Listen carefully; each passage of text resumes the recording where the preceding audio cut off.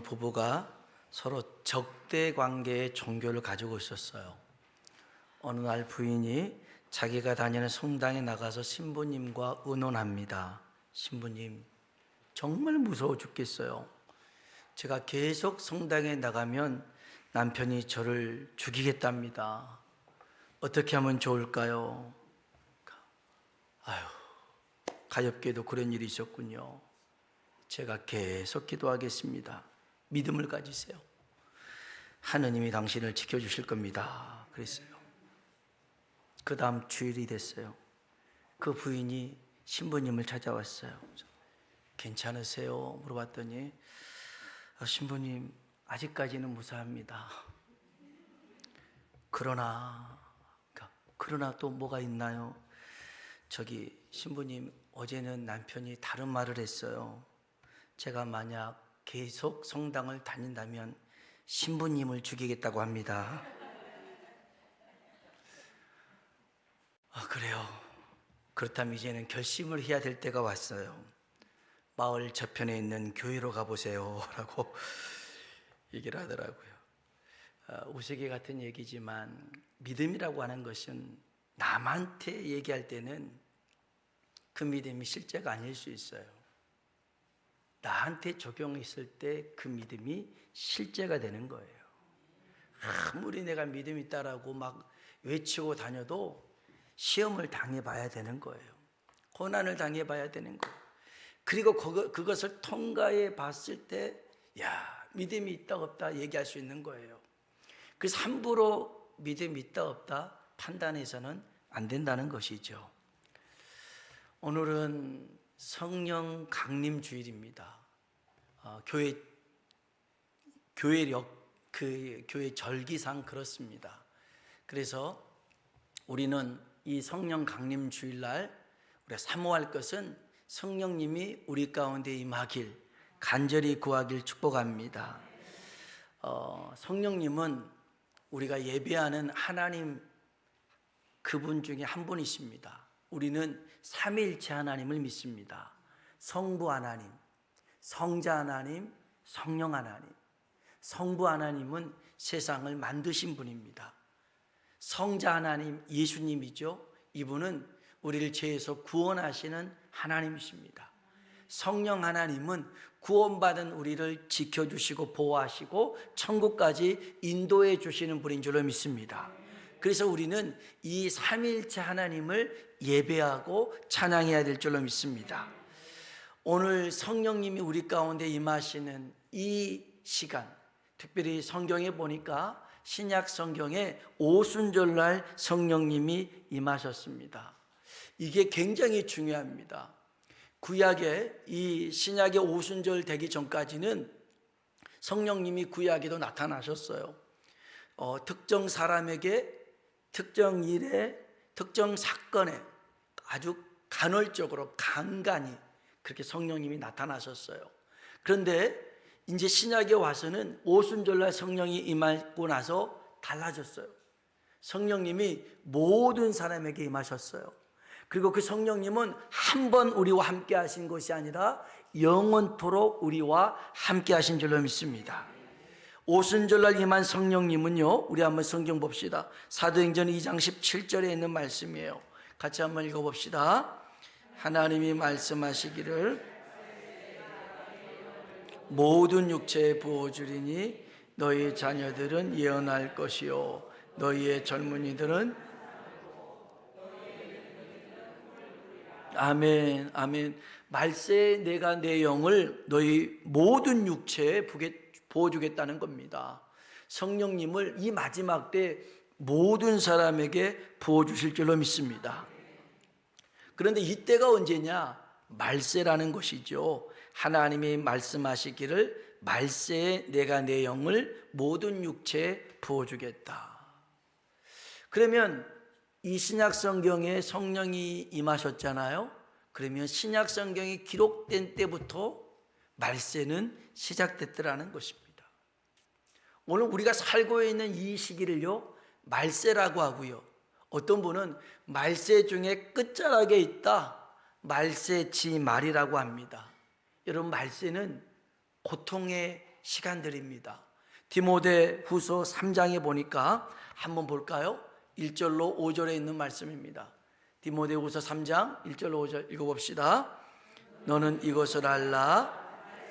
고통하는 때가 이르러 사람들이 자기를 사랑하며 돈을 사랑하며 자랑하며 교만하며 비방하며 부모를 거역하며 감사하지 아니하며 거룩하지 아니하며 무정하며 원통함을 풀지 아니하며 모함하며 절제하지 못하며 사나우며 선한 것을 좋아하지 아니하며 배신하며 조급하며 자만하며 쾌락을 사랑하기를 하나님 사랑하는 것보다 더하며 경건의 모양은 있으나 부인하니 이 같은 자들에게서 내가 돌아서라. 아멘.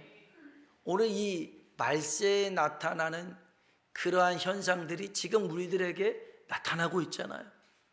우리의 삶 가운데 나타나고 있잖아요. 특별히 경건의 모양은 있는데 경건의 능력이 없어요. 경건의 능력이 없어요. 그렇기 때문에 사도 바울은 에베소서 6장에 보면 우리가 하나님의 전신갑주를 입어야 된다.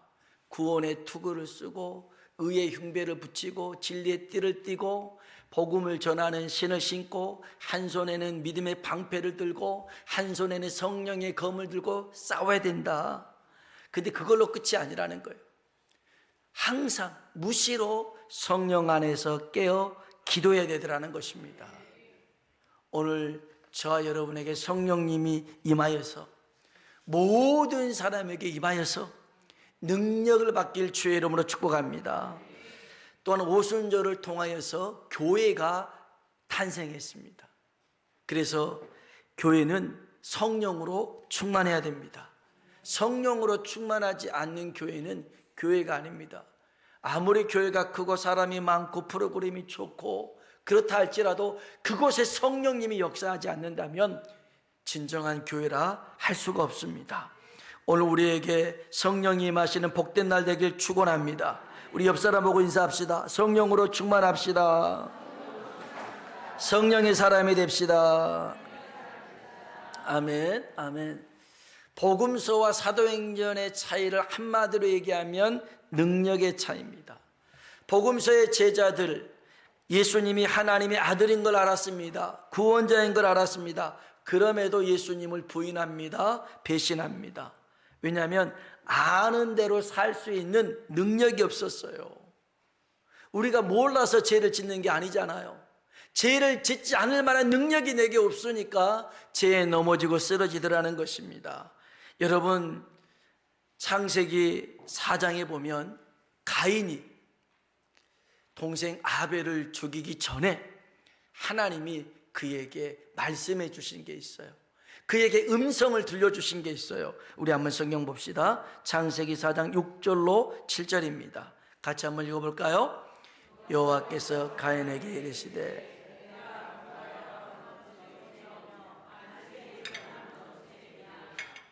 선을 행하면 어찌 낫을 들지 못하겠느냐. 선을 행하지 아니하면 죄가 문에 엎드려 있느니라.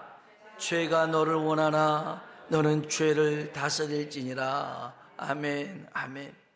한번 따라합시다. 죄가 너를 원하나 너는 죄를 다스릴지니라. 아멘. 가인이 화가 잔뜩 났어요. 분이 가득했어요. 동생의 제사는 받고 자기 제사를 받지 않으니 그것을 하나님 앞에 쏟아부었어요. 그러면서 동생을 죽이고 싶은 마음이 들었어요. 그걸 하나님이 알고 계셨죠. 그래서 먼저 말씀하셔요. 죄가 너를 원하지만 너는 죄를 다스려야 된다. 몰라서가 아니었어요. 너무나 분이 가득한 그 감정을 조절할 수가 없었어요. 하나님의 말씀을 듣지 않아서가 아니에요. 죄를 다스릴 능력이 없으니까 넘어지고 말더라는 거예요. 오늘 우리들도 죄의 유혹에 흔들리는 이유가 무엇입니까? 죄 가운데 넘어져서 범죄한 이유가 무엇입니까? 내 감정을, 내 생각을 컨트롤하지 못한 이유가 무엇입니까? 능력이 없기 때문에 그렇더라는 거예요. 능력이 없어서 그래요. 그런데 사도행전에 나타난 제자들은 달라요. 예수님을 죽였던 사람들 앞에서 두려워하지 않습니다. 죽음 앞에서도요, 오히려 찬송하며 나갑니다. 그들은 능력자가 되었어요. 능력의 사람이 되었습니다. 그 능력이 어떤 능력입니까? 성령의 충만한 능력인 줄로 믿습니다. 진짜 그리스도인이 되려면은 성령을 받아야 됩니다. 진짜 그리스도인이 되려면 성령의 충만함을 받아야 될 줄로 믿습니다.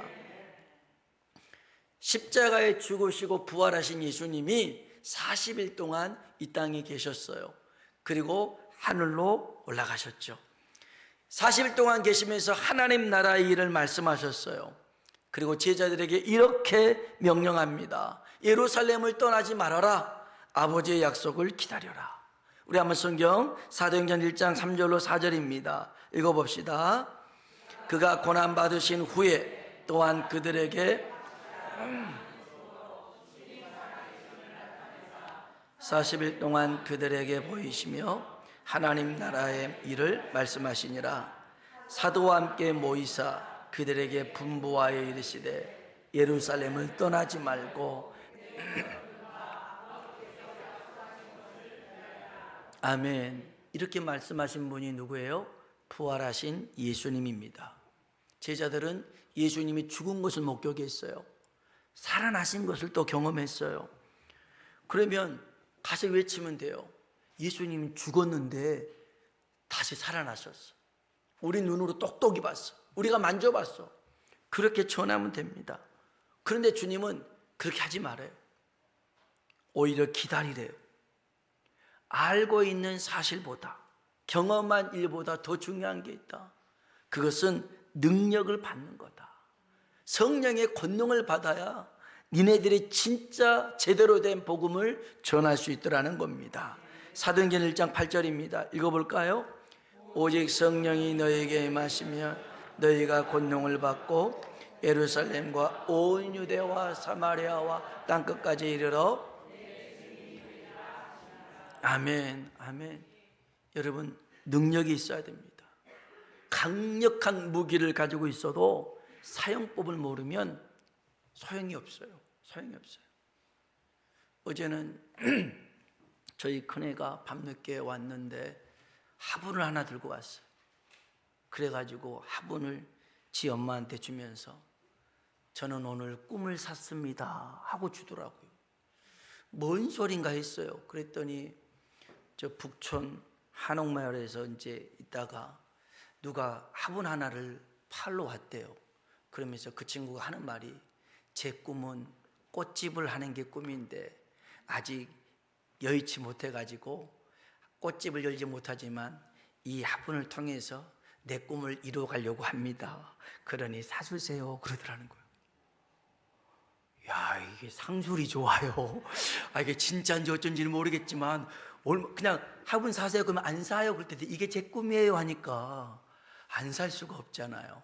10,000원 주고 샀대요. 요만한 화분인데 야, 얘는 파는 그런 능력이 있구나 생각이 들었어요. 무기가 있는 거죠. 여러분, 우리가 복음을 전할 때도요, 사실 우리의 말과 지혜로 복음을 전할 수 있는 게 아니에요. 복음을 전할 때 성령의 능력을 힘입어서 복음을 전해야 될 줄로 믿습니다. 고린도전서 2장 4절에 보니까요, 한번 봅시다. 읽어봅니다. 내 말과 내 전도함이 설득력 있는 지혜의 말로 하지 아니하고 다만 성령의 나타나심과 능력으로 하여. 아멘. 바울이 말을 잘했어요. 똑똑했어요. 그래가지고 한 번은 고린도에 있는 지금 그 그리스죠. 그 아테네에서 사람들이 말하기 좋아하는 사람들이 얼마나 많은지 몰라요. 그들은 밥만 먹고 서로 변론하고 막 얘기한 건데 거기서 복음을 전했는데 자기가 아는 지식을 가지고 언변을 가지고 했는데 다른 데서 복음 전할 때는 많은 구원의 역사가 있었는데 거기서는 손에 꼽았어요. 처절하게 느꼈어요. 복음을 전하는 것은 내 능력으로 하는 게 아니구나. 성령의 능력을 힘입어야겠구나. 여러분, 제가 시골에서 목회를 한 10년 넘게 했는데요, 논에 밭에 허수아비들이 있어요. 그래가지고 이제 새들이 날아올 때 그 못 먹게 하려고 막 그래요. 그럼 처음에 새들이 사람인 줄 알고 안 와요. 근데 자세히 보니까 얘가 안 움직여. 늘 그 자리에 있어. 그래갖고 이제 와서 막 주워 먹고 막 그럽니다. 그래도 가만히 있어요. 아, 얘가 허수아비구나 알고선 새들이 허수아비 어깨에 올라가고 머리에 올라가서 막 그 노래를 부르면서 있어요. 그래도 이 허수아비는 가만히 있어요. 왜요? 능력이 없으니까 그런 거예요. 사람이 아니잖아요. 오늘 온수 마귀가 우리들에게 막 죄를 지려고 유혹을 하고요, 여러 가지로 우리를 넘어뜨리려고 괴롭히는데 우리가 능력이 없으면 아무런 일을 할 수가 없어요. 쫓아내질 못해요. 그래서 우리의 마음이, 우리의 생각이 마귀의 놀이터가 될 수 있어요. 그래서 여러분 능력을 받아야 될 줄로 믿습니다. 성령의 능력을 받아야 우리가 복음을 힘있게 전할 수 있는 거예요. 능력 있게 전할 수 있는 거예요.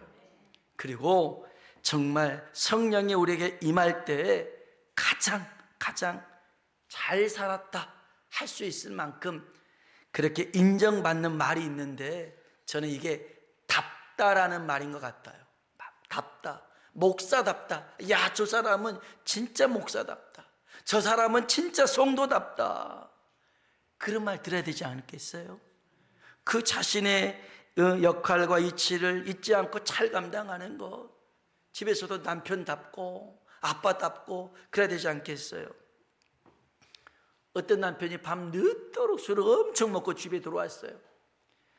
하루 종일 기다렸는데 밤 늦게 들어왔으니 이 아내가 얼마나 속상하겠어요.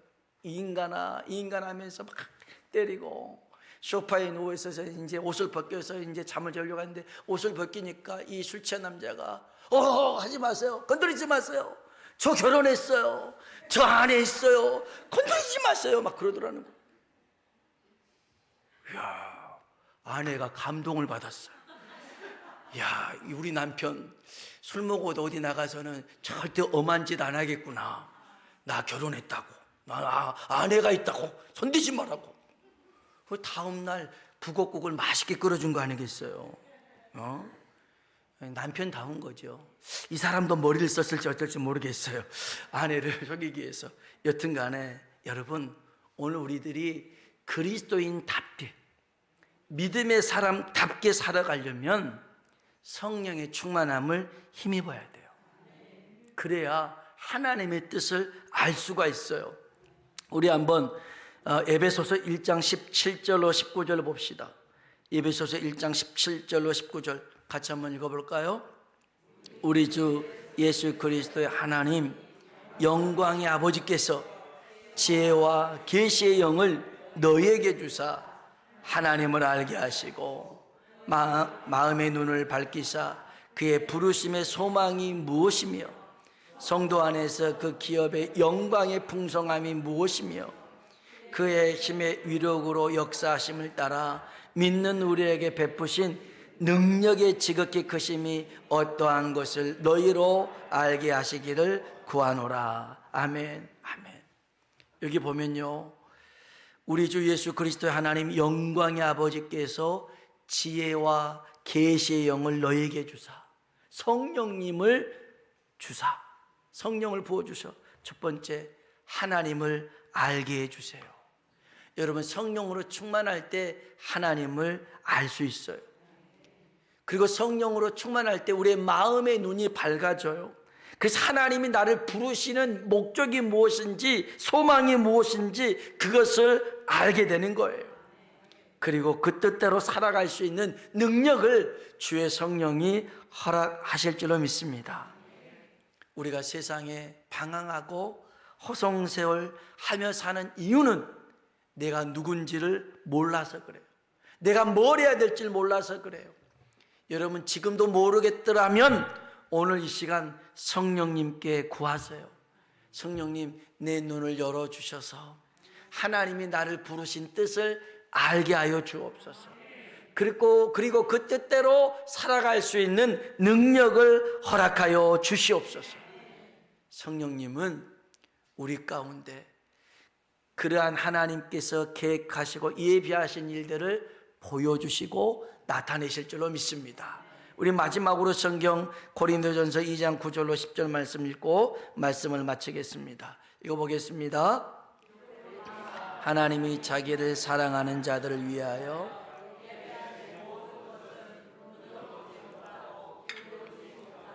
사람의 마음으로 생각하지도 못하였다함과 같으니라. 오직 하나님이 성령으로 이것을 우리에게 보이셨으니 모든 것 하나님의 깊은 것까지도 통달하시느니라. 아멘. 예수님을 믿고 예수님을 주로 고백하는 이들에게는 성령님이 함께 하신 줄로 믿습니다. 근데 성령님이 우리와 함께 하신 것으로만 만족해서는 안 돼요. 성령의 충만함을 구해야 되는 거예요. 성령님이 내 생각과 감정과 나의 모든 것들을 다 주관하고 다스리도록 맡기는 것이 성령의 충만함이에요. 그런 성령의 충만함이 임할 때 우리가 능력 있는 삶을 살게 될 줄로 믿습니다. 기도하겠습니다.